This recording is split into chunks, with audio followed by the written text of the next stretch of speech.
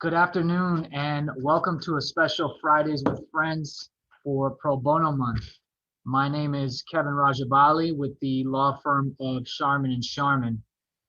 Today, I want to talk to you about the importance of giving back to your community.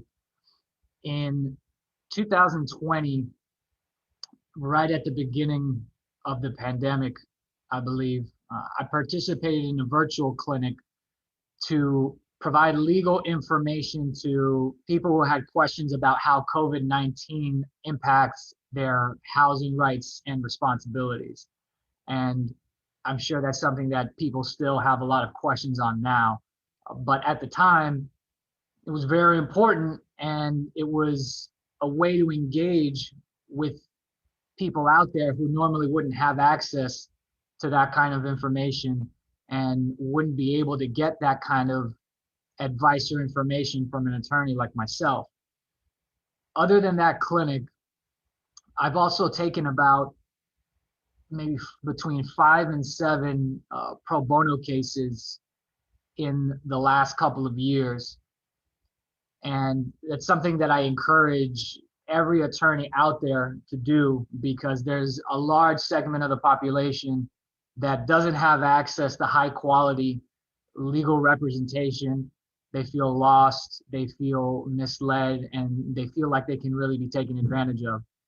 So even if you don't end up representing somebody, you can still give them very good advice, and you can at least give them a little bit of information that's going to empower them and make them feel like they can come to an informed decision. Because it's very dangerous, as anybody and as attorneys, we know it's very dangerous what you don't know. So part of your participation in the pro bono programs provided by Coast to Coast Legal Aid and Legal Aid Service of Broward County is being able to participate in the hotline where you can give that kind of advice. So there wouldn't be any kind of ongoing representation. So if you're worried about any kind of long-standing commitment or something, taking up 40 to 80 hours of your time, that's not going to be the case. You can participate in a hotline and you can call clients and simply provide advice and counsel, and it's completely under the insurance of legal aid. So you don't have to worry about any potential issues of giving bad advice. As far as presenting a virtual clinic goes, that's pretty easy too. And now everything's virtual. There's a period where you provide advice, and then there's an interactive question and answer period. So I would encourage all attorneys to try to do some form of pro bono work. Again, it doesn't have to be a period of representation where you're the attorney of record in a case. I do take those cases, however. Those are the ones that I mentioned where I've done, between, 5 to 7 cases over the last handful of years. And it's been very rewarding because I've been able to get a good result for somebody who otherwise would not have access to an attorney, who couldn't walk in to a law office and pay a $5,000 retainer or whatever, whatever the amount is in order to just get some answers.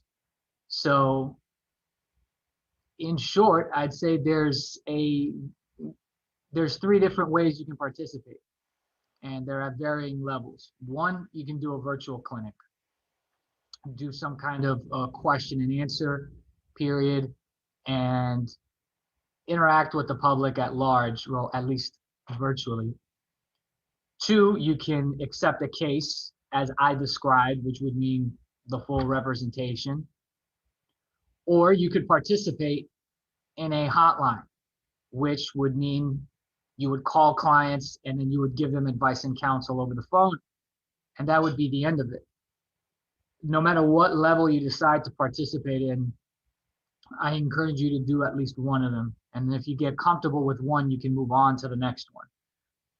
Because in any scenario, you're going to provide a much needed service to somebody who desperately needs your help and just wants to know what their options are. Because as attorneys, we have all of that knowledge, and I think it's incumbent upon us to at least a few times a year find the time to be able to give that advice for free. Obviously, that's what pro bono is all about.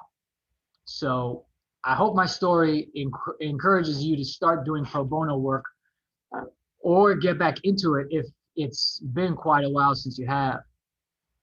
The contact information for how to sign up for pro bono work in Broward will be added in the comments for you.